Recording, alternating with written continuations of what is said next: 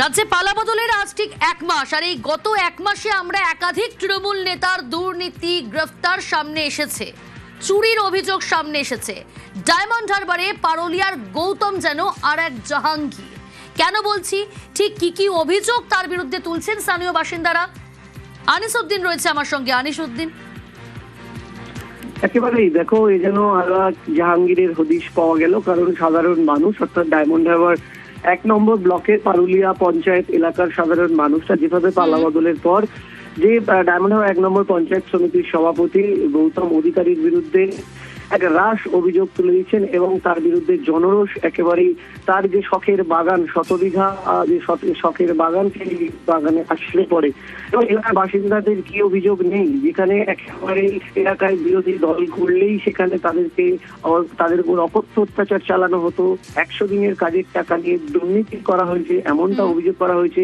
কেউ বিরোধী দল করলেই তাদের মারধর যেমন করা হতো, এলাকা ছাড়া করা হতো, তার পাশাপাশি কারোর ব্যবসা বন্ধ করে দেওয়া হতো এবং যেভাবে এলাকার 100 দিনের কাজের টাকা নিয়েও দুর্নীতি করা হয়েছে। জাহাঙ্গীরের মতোই ডায়মন্ড হারবারের আরো এক ত্রাস এই গৌতম। বেশ, গৌতম অধিকারীর শাস্তি চাই। আপনি কি 100 দিনের কাজ করেছেন? না না, কোনোদিন করেছেন? না করিনি। আপনার জব কার্ড ছিল? জব কার্ড ছিল। কত টাকা ঢুকেছে জব কার্ডে? 50,000। এই টাকাটা কি করেছেন? টাকাটা তুলে দিতে হয়েছে। কাকে দিতে হয়েছে? গৌতম অধিকারী। কেন? চেয়েছিল দিতে হবে। কি বলেছে? দিতে হবে। কেন দিতে হবে বলতে? আপনি তো আপনার 100 দিনের কাজ জব কার্ডে না, আমি করিনি, তুমি টাকা নেবে। তুমি কাজ তো করোনি। এই টাকাগুলো কোথাকার টাকা?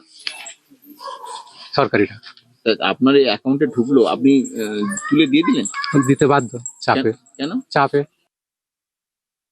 ওই সোনামিকে বলুন, হ্যাঁ সোনামিকে বলেছিল ওই করে হ্যান্ডেল খুলবো এক ভাতকে পিটবো।